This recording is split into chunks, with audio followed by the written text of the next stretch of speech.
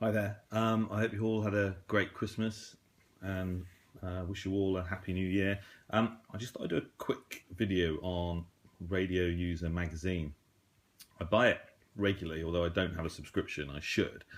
And the reason that I buy it, and I have been for a long time, is because Shortwave magazine, and some of you will remember that I did a couple of videos on some old editions of that magazine. I think one from 88 and one from 98, probably about a year ago. So that magazine obviously is now defunct and it's incorporated into Radio User. And although this magazine is always filled with interesting articles and features, many of which I find interesting, although I'm really just a DXer. What's really most interesting for me is the long, medium and shortwave broadcast matters. But there's also usually a really good feature on radio websites by Chrissy Brand. And the January edition is no different. I won't go through the whole magazine because those of you that are interested enough will actually buy it. But if we go to long, medium and short, there's an interesting article about a visit to Radio Slovakia International. Chrissy Brand visited somewhere she'd always wanted to go. I'm not sure if I've ever actually visited a radio station. That would be great. I haven't even visited Radio Oxford, but that's an interesting piece on that visit.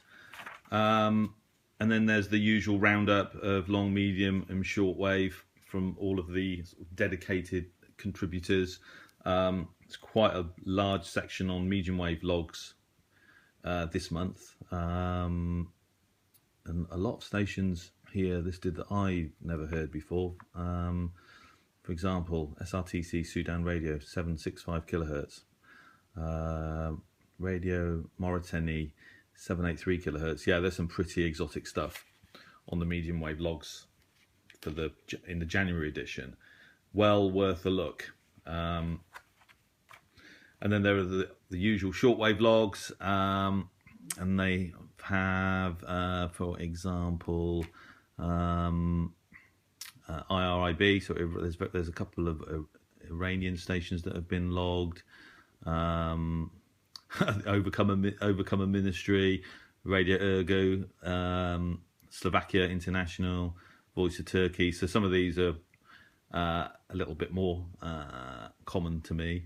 Zanzibar 11735 has been heard. So there's a dedicated group of people that contribute to long, medium and short, and it kind of made me think that I should do the same, really, make the effort. But anyway, about a week and a half ago, a friend of mine, one of our radio fellows from YouTube, sent me a message and said, congratulations for being mentioned in this month's edition of Radio User. So I thought, wow, that's amazing. So I flicked through very quickly my copy that I bought 2 days previously, but that was actually the December edition, and couldn't find myself. So anyway, he confirmed that it was actually the January edition, and as a subscriber, he gets the benefit of receiving the latest edition before it actually arrives in the shops. So anyway, I got hold of the January edition the next day, and Chrissy Brand, I think it's Chrissy, yeah, who is the editor of the radio website section, which is another interesting section in this magazine, one that I find interesting, had mentioned Oxford Shortwave Log with some of the recent catches, which was really nice. So yeah, that was nice for the channel to appear in print for the first time. Yeah, I was really pleased. There's usually reviews on new equipment. But this is always quite interesting, the software spot. There's quite a lot of software out there for amateur radio, including shortwave listening, software to do with, designing antennas and propagation,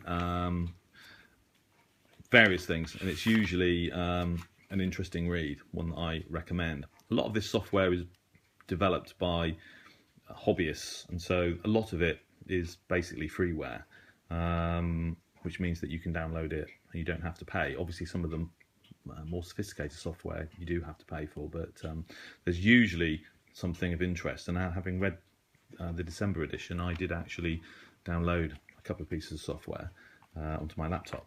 Also of interest is radio events. There's actually an event in early February, the nearest kind of amateur radio club to where I live, to my QTH, and I'm going to go along. And then there's the dealer's guide, and the radio bookstore is usually quite interesting as well. So that's the January edition of Radio User. It's kind of nice that we still have a publication in print, a regular publication in print that kind of represents and supports our great hobby.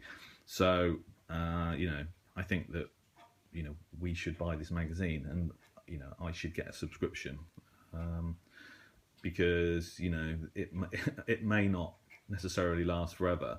I think Radio User, because it's not just about shortwave listening, it's everything to do with radio. It's probably kind of future-proofed in that way. But I always think back to the rumours surrounding WRTH last year, that the 2016 edition was going to be the final edition, which would have been a massive shame.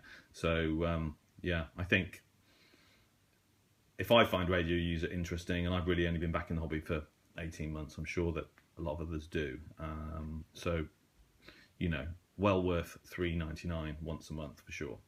Hope you enjoyed that. I'm going to do a quick review on the WRTH, as I did last Christmas. I wish you all a very happy new year. Thanks very much.